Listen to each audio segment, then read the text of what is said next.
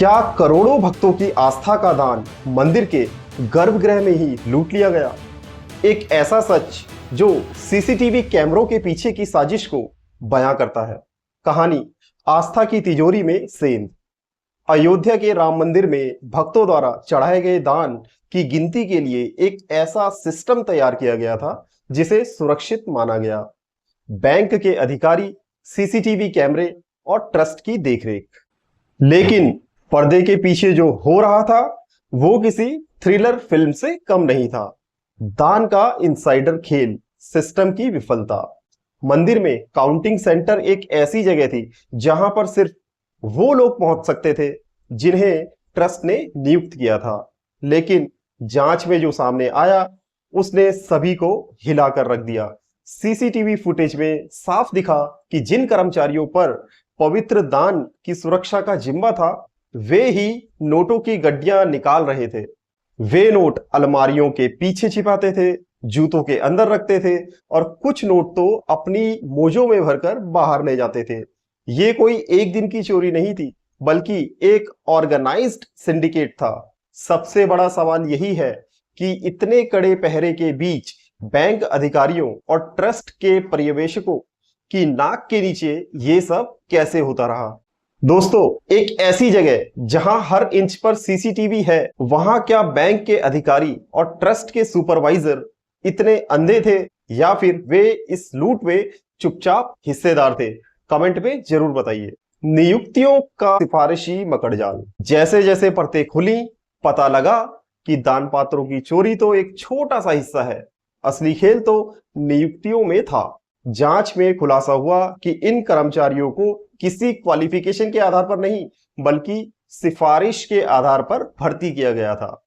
Trust के तत्कालीन सदस्य अनिल मिश्रा का नाम इस कड़ी में सबसे ऊपर आया है। आरोप है कि उन्होंने अपने प्रभाव का इस्तेमाल करके अपने करीबियों को सुरक्षा और गिनती विभाग में बैठाया। इन नियुक्तियों में पुलिस वेरिफिकेशन भी नहीं किया गया था। कई कर्मचारियों के पास ना तो कोई आधिकारिक अपॉइंटमेंट लेटर था और ना ही कोई सेवा अनुबंध। ऐसा लग रहा था जैसे ये मंदिर नहीं, किसी की निजी जागीर हो, जहां अपने लोगों को नौकरियां बांटकर वफादार गिरोह तैयार किया गया था। दोस्तों, जब एक धार्मिक ट्रस्ट के उच्च पदाधिकारी खुद नियमों को ताक पर रखकर अपने चहेतों को नियुक्त करते हैं, तो क्या संस्था की विश्वसनीयता बची रह जाती है या यह पूरी तरह से नैतिक पतन है? कमेंट में जरूर बताएं।